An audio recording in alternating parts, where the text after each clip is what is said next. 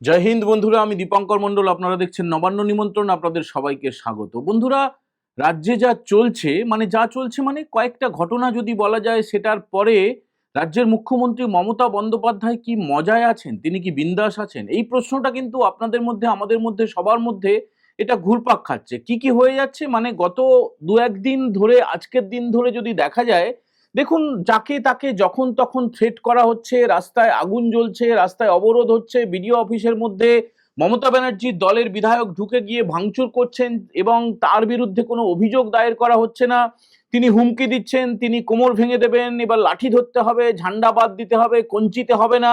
মানে যেমন ডায়লগ দেয় আর কি, যেমন গরম গরম কথা বলে, আজে বাজে কথা বলে, অশ্লীল কথা বলে, ছাপার অযোগ্য ভাষায় কথা বলে তৃণমূল কংগ্রেসের নেতারা নেত্রীরা, সেই একই ভাষা কিন্তু প্রবহমান। মানে এটা অবাক হওয়ার কিছু নেই যে ফারাক্কার বিধায়ক মনিরুল ইসলাম তিনি যেভাবে ঢুকেছিলেন গত 14 তারিখে বিডিও অফিসে, তারপরে তিনি বেরিয়ে এসে প্রকাশ্যে যে বিবৃতি দিয়েছেন, যে ভাষণ দিয়েছেন, যে ঘৃণা ভাষণ দিয়েছেন, তারপরে কি মমতা ব্যানার্জি আদৌ কোনো রকমের শঙ্কিত, চিন্তিত বা মজায় আছেন বা বিন্দাসে আছেন বা হাসি খুশি আছেন?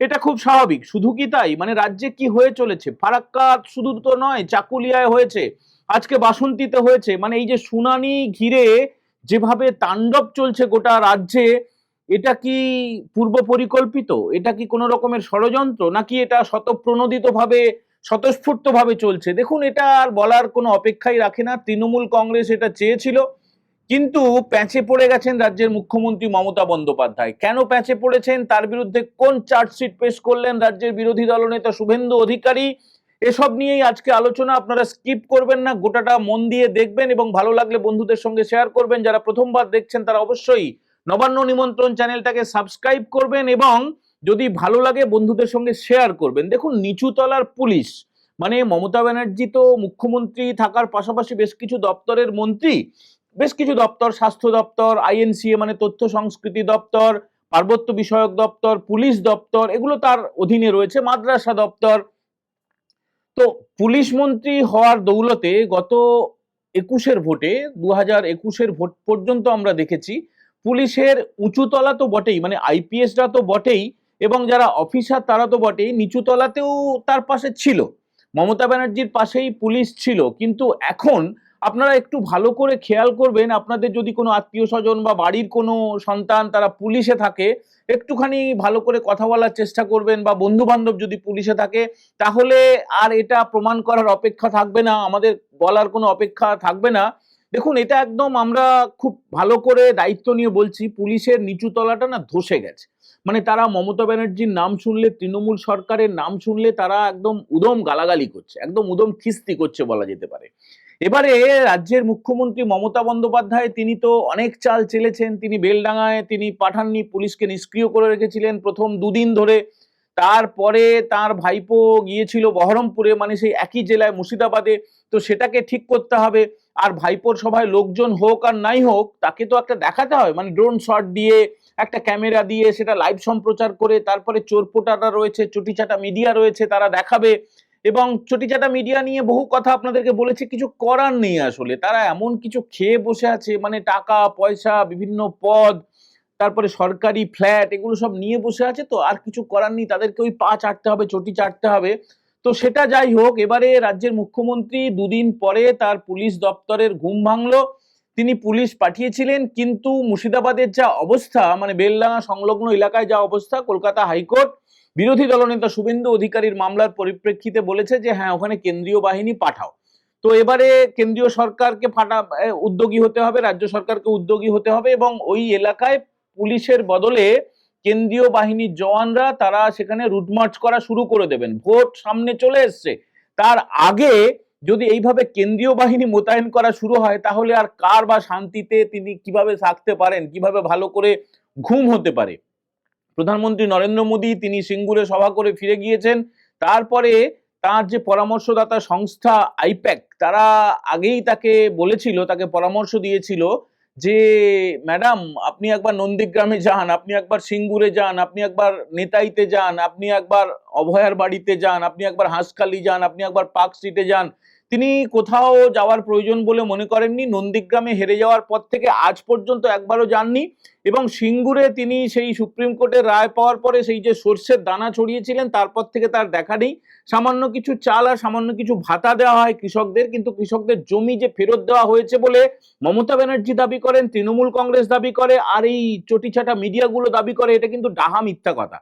কোনো জমি কোনো কৃষক ফেরত পাননি। মানে কারো প্রয়োজনে যদি কেউ মনে করেন যে তার জমিটা বিক্রি করবেন, মানে ধরুন বাড়িতে কেউ অসুস্থ হলো, একদম মরণাপন্ন, বা কারো মেয়ের বিয়ে, মানে গ্রাম বাংলায় আমরা দেখেছি যে কৃষক তার এই যে জমি তার কিছুটা অংশ ছেড়ে দিয়ে তিনি তার পরিবারের জন্য, পরিবারের উন্নয়নের জন্য, কোনো আপৎকালীন পরিস্থিতির জন্য তিনি সেই জমি বিক্রি করে থাকেন। কিন্তু সিঙ্গুরের যে জমিটা অধিগ্রহণ করা হয়েছিল, 1 কাঠা জমি, 1 ছটাক জমি কিন্তু কোনো কৃষক আজ পর্যন্ত বিক্রি করতে পারবেন না।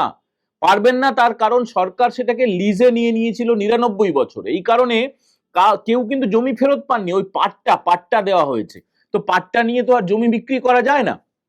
মুখ্যমন্ত্রী মমতা বন্দ্যোপাধ্যায়ের পায়ে কাঁটা ফোটার মতো ফুটে রয়েছে, তিনি তাই চেঁচাচ্ছেন, তার ভাইপো অভিষেক বন্দ্যোপাধ্যায়ও চেঁচাচ্ছেন এবং যা যা ডায়লগ দিচ্ছেন সবই শুনছেন।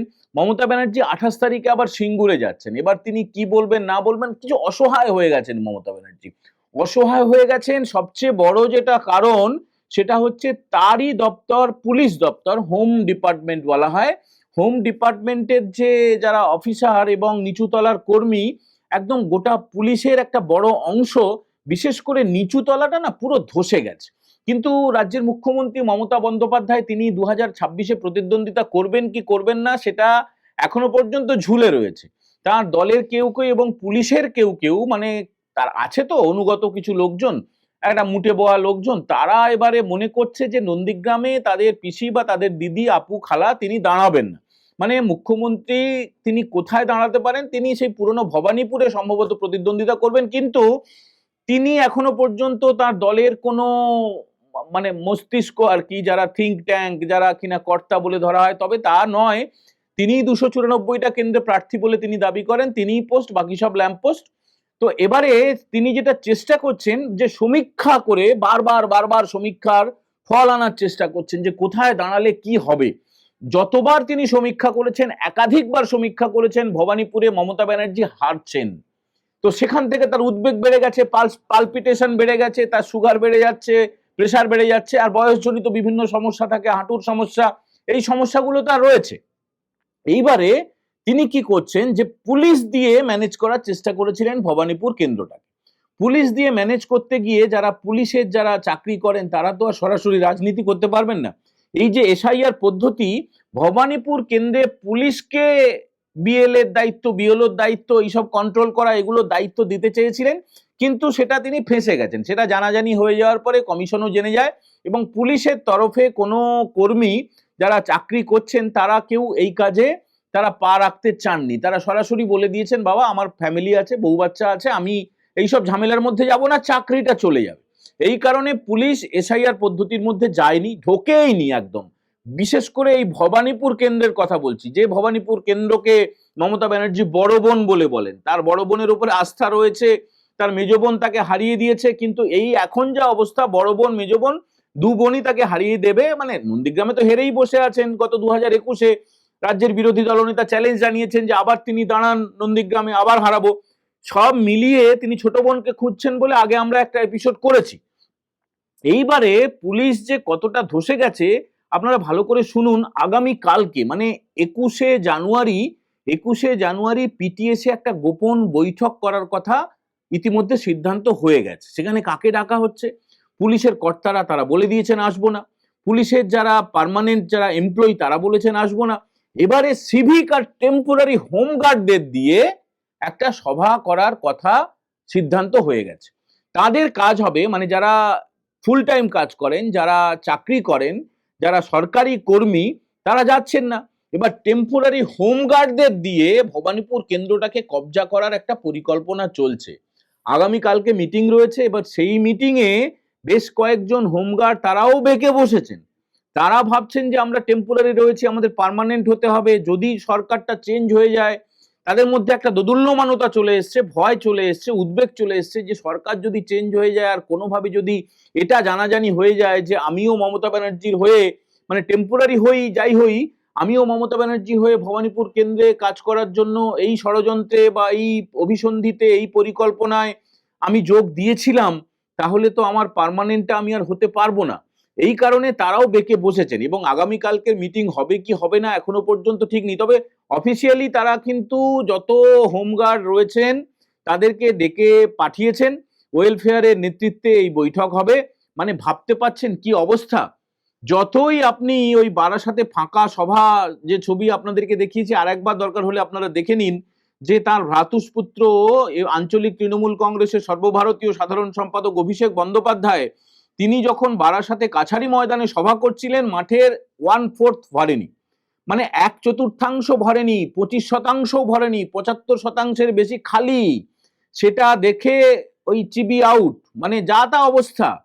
কি করবেন না করবেন দিশাহারা অবস্থা হয়ে গেছে পিসি ভাইপো, যে লোক আসছে না, পিসির সভাতেও লোক যাচ্ছে না, ভাইপোর সভাতেও লোক যাচ্ছে না, কি করা যায় কি করা যায়। আর কালকে আর একটা খুব বাজে কাণ্ড হয়েছে, খুব বাজে কাণ্ড হয়েছে।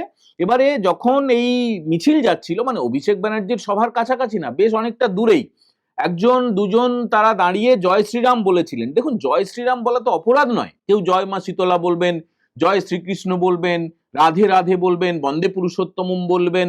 আপনাদের মানে আমাদের দেবদেবীদের জয়ধ্বনি দেওয়া এটা তো আমাদের অধিকার, এটা তো সংবিধান প্রদত্ত অধিকার। যে যে ধর্মেরই বিশ্বাসী, সেই ধর্মের যারা অবতার, সেই ধর্মের যারা ঈশ্বর, তো তাদের জয়ধ্বনি করাটা কোনোভাবেই অপরাধ হতে পারে না। কিন্তু যেটা হয়েছে গতকালকে বারাসাতে, যে যারা বলেছিলেন তাদেরকে এই তৃণমূলের কিছু মহিলা, মানে এবার যেটা হচ্ছে যে ঘোমটার আড়ালে খ্যামটার নাচন হওয়া শুরু হয়েছে। যেটা বীরভূমে হয়েছিল নানুরে, যে একজন আরএসএস এর কর্মীকে, আরএসএস এর একজন স্বয়ংসেবককে সেখানে ডেকে পাঠিয়ে, তৃণমূলের পার্টি অফিসে ডেকে পাঠিয়ে, কাজল শেখের পার্টি অফিসে ডেকে পাঠিয়ে তাকে যেভাবে হেনস্থা করা হয়েছিল, নোংরামি করা হয়েছিল, যেভাবে নির্যাতন করা হয়েছিল, জোর করে হাত জোর করিয়ে বলিয়ে নেওয়া হয়েছিল যে বল আমি আরএসএস করব না, বল আমি বিজেপি করব না, আর তোকে যদি ছেড়ে দিই ছিঁড়ে খেয়ে নিবে, এইসব কথাগুলো আপনারা দেখেছেন আগে। এবং তারপর থেকে সেই ছেলেটি এতটাই মানসিক অবসাদের মধ্যে আছেন এবং তিনি চাননি আর কি, তাকে জোর করে মুচলেকা লিখিয়ে নেওয়া হয়েছে, তাকে সে যাতে কেস না করে সেই চেষ্টা করা হচ্ছে। তারপরে তৃণমূলের তরফে বীরভূমের কাজল শেখ, তিনি আবার দাবি করেছেন যে এটা এআই দিয়েও করা হতে পারে, যদি আদৌ হয় খোঁজ খবর নেব, তবে এগুলো কথার কথা, প্রকাশ্যে বলতে হয়। তো তারপরে একই কাণ্ড হয়েছে, সেখানে তো তৃণমূলের লুঙ্গি বাহিনী করেছে, সেই ভিডিও ছড়িয়ে পড়েছে গোটা দেশে, একদম নিন্দার ঝড় উঠে গেছে। তারপরে আবার বারাসাতে, বারাসাতে হয়েছে কি, যে জয় শ্রীরাম বলার অপরাধে সেখানে সেই যুবককে চর থাপ্পড় জুতো দিয়ে মারা, এবং প্রাণে বাঁচার তাগিদে সেই যুবক বলছেন যে জয় বাংলা জয় বাংলা। জয় বাংলা স্লোগানটা বাংলাদেশের, এবারে কোন দিন শুনবেন জয় আফগানিস্তান, জয় পাকিস্তান, এগুলো শোনা যাবে। তো সেই জয় বাংলা যেহেতু তৃণমূল শুনলে খুশি হয়, তৃণমূলের বাহিনী শুনলে খুশি হয়, এবং তাকে দিয়ে জোর করে বলানো হয়েছে বল জয় বাংলা, বল জয় বাংলা, তো সে জয় বাংলা বলেছে এবং তারপরে কোনোভাবে তাকে ছেড়ে দেওয়া হয়েছে, তিনি প্রাণে বেঁচে গেছেন, না হলে হয়তো আরো খুব বাজে অবস্থা হতে পারতো। তো এই আবহে মমতা ব্যানার্জি 28 তারিখে তিনি যাচ্ছেন, 28 তারিখে তিনি সিঙ্গুরে যাচ্ছেন। সিঙ্গুরে গিয়েও আপনাদের নিশ্চয়ই নজরে থাকবে যে সিঙ্গুরে জোর করে তো নিয়ে যাওয়া হয়, মমতা ব্যানার্জি সেখানে যাবেন সরকারি কর্মসূচি করার জন্য, মানে ওই জাল দেওয়া হবে, হাঁড়ি দেওয়া হবে, সেখানে সাইকেল দেওয়া হবে, স্কুল কলেজ থেকে, কলেজ না স্কুল থেকে সমস্ত ছাত্রছাত্রীদের নিয়ে যাওয়া হবে জোর করে, তারা কিছু বোঝে না, একদম কচি, একদম মানে শিশু বলতে যা বোঝায়, শিশুদেরকে নিয়ে যাওয়া হবে এবং তাদেরকে দিয়ে হই হই হই হই করানো হবে, ক্যামেরায় ছবি দেখানো হবে। তো তিনি যাচ্ছেন, তিনি কি করেন না করেন, কতটা ভিড় হয় সেদিকে নিশ্চয়ই আমাদের খেয়াল থাকবে। কিন্তু তার নামে আপনারা যে চার্জশিটের থাম্বনেলটা দেখে এসেছেন, আপনারা ভাববেন যে ভাই চার্জশিটের ব্যাপারটা কি। চার্জশিটের ব্যাপারটা হচ্ছে যতজন বিধায়ক 2021 সালে জিতেছেন, তাদের প্রত্যেক বিধানসভা ধরে ধরে তারা যা যা কিছু প্রতিশ্রুতি দিয়েছিলেন, কি কি পূরণ করেছেন আর কি কি পূরণ করেননি, সেইটা তুলে ধরা শুরু হয়েছে। আজকে কৃষ্ণনগর দক্ষিণের বিধায়ক উজ্জ্বল বিশ্বাস, তিনি রাজ্য মন্ত্রিসভার সদস্য, তার কেন্দ্রে গিয়ে, তার কেন্দ্রে কি কি হওয়ার কথা ছিল, সেতু হয়নি, ব্রিজ হয়নি, কি কি অবর্ণনীয় কষ্ট এবং কি কি বড় বড় বুলি তিনি কপচেছিলেন। এইবারে কয়েকদিনের মধ্যে ভবানীপুরের চার্জশিটও পেশ করা হবে, মানে রাজ্যের মুখ্যমন্ত্রী মমতা বন্দ্যোপাধ্যায় যে বিধানসভা কেন্দ্রের বিধায়ক, আপনাদের ভালো করে নিশ্চয়ই মনে আছে কোভিডের পরে, কোভিডের পর থেকে তো সাংবাদিক বৈঠকগুলো ভার্চুয়ালি হওয়া শুরু হয়েছে। মানে মমতা ব্যানার্জি থাকেন 14 তলায়, নবান্নের 14 তলায়, আর যে ছবিগুলো দেখেন মানে আমরা বসি নবান্নের ফার্স্ট ফ্লোরে ভালো করে শুনে নিন। 14th ফ্লোরে থাকেন মুখ্যমন্ত্রী, রিপোর্টাররা থাকেন ফার্স্ট ফ্লোরে। তো কোভিডের আগে পর্যন্ত সরাসরি কথা হতো, মানে মমতা ব্যানার্জি 14 তলায় তার যে ঘরটা, সেমিনার রুমটা রয়েছে, সেখানে তিনি বসতেন, আমরা কাছাকাছি বসতাম। তো আমরা প্রশ্ন করতে পারতাম, তিনি উত্তর দিতেন, তিনি আবার কিছু জানতে চাইতেন, এইসব হতো। কোভিডের পর থেকে সেই যে বন্ধ হলো 2020 সালের পর থেকে, সেটা বন্ধ হয়ে গেল। এবারে আমি বলছি 2021-এর পরে মুখ্যমন্ত্রী মমতা বন্দ্যোপাধ্যায় ভার্চুয়াল মাধ্যমেই, আমি নিজে ছিলাম নবান্নে ফার্স্ট ফ্লোরে, তিনি সাংবাদিক বৈঠক করে বলেছিলেন যে তিনি কি করবেন, মানে বিরাট ফিরিস্তি। মানে আমার এক্ষুনি যেগুলো মনে পড়ছে, এই যে ধরুন ধর্মতলা, চাঁদনি চক, সেন্ট্রাল যে জায়গাটা মানে জনবহুল জায়গা, তারপরে মহাত্মা গান্ধী রোড, কলকাতার যে সেন্ট্রাল অ্যাভিনিউ বলে যে রাস্তাটা রয়েছে, ব্যস্ততম রাস্তা, এখানে একটা একাধিক মানে শুধু এটার উদাহরণ দিচ্ছি, কলকাতায় সব উড়ালপুল হয়ে যাবে, ফ্লাইওভার হয়ে যাবে, যাতে করে যানজট কাটানো যায়, যাতে করে আরো দ্রুত শহরের গতি, ট্রাফিক যাতে আরো দ্রুত কাজ করতে পারে। তো সেগুলো কোথায়? তার কোনো সমীক্ষাও আজ পর্যন্ত হয়নি, 5 বছর কেটে গেল। মানে এটা তো একটা উদাহরণ দিলাম যে মমতা ব্যানার্জির বিরুদ্ধে চার্জশিটে কি থাকতে চলেছে। আর রাজ্যের বিরোধী দলনেতা শুভেন্দু অধিকারী আজকে একটা খুব গুরুত্বপূর্ণ কথা বলেছেন। তিনি নদিয়ায় পরিবর্তন সংকল্প সভায় গিয়েছিলেন এবং সেখানে গিয়ে তিনি যেটা বলেছেন যে দেখুন, কেউ মন্দির করতে পারে, মসজিদ করতে পারে, গুরুদ্বারা করতে পারে, গির্জা করতে পারে, কিন্তু বাবরের নামে, আওরঙ্গজেবের নামে আমরা কিছু হতে দেব না। আসুন আমরা একটু শুনে নিই তিনি ঠিক কি বলেছেন। হলে, নাকাশিপাড়া হলে, বেথুয়া ডহরি হলে, ধুলিয়ান হলে, শামসেরগঞ্জ হলে, জঙ্গিপুর সুতি হলে, রেজিনগর হলে, মোথাবাড়ি হলে, মহেশতলা হলে কোনোদিন কোনো বিনিয়োগকারী বাংলায় আসবে না। আগে জামাতি হাঁটাও, তারপরে এখানে সব হবে। আগে জামাত হাঁটাও, জামাতকে হাঁটাতে হবে আগে। মুর্শিদাবাদের দাঙ্গা, বেলডাঙ্গার দাঙ্গা পরিকল্পিত, এর সঙ্গে পিএফআই রয়েছে, এর সঙ্গে মিম রয়েছে, এখানে হুমায়ুন কবিরের উস্কানি রয়েছে। আর মমতা ব্যানার্জি মুসলিম ভোট হারানোর ভয়ে তিনি ওখানে করতে দেননি। আমরা কথা দিয়ে গেলাম, হিন্দু মন্দির বানাবে আপত্তি নেই, মুসলিম মসজিদ বানাবে আপত্তি নেই, বাবরের নাম আমরা লিখতে দেব না। বিজেপিকে আনবেন, বাবরের নাম লিখতে দেব না। বাবর ভারতীয় নয়, মোগল পাঠান, হানা দিতে এসেছিল, ধর্ম পরিবর্তন করেছে, মন্দির ভেঙেছে, আমার মা বোন দিদির ইজ্জত লুট করেছে। বিজেপিকে আনলে কোথাও বাবর, জাহাঙ্গীর, শাহজাহান, আকবর, ঔরঙ্গজেবের নাম লেখা হবে না।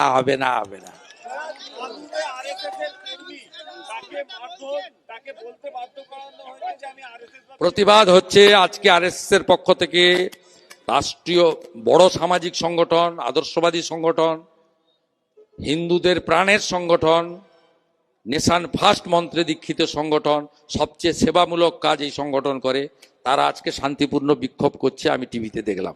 আচ্ছা, আমাদের একটি কাজ বাকি রয়ে গেছে। যেখানে তৃণমূল কংগ্রেসের বিধায়করা 21 সালে নির্বাচিত হয়েছিলেন, আমরা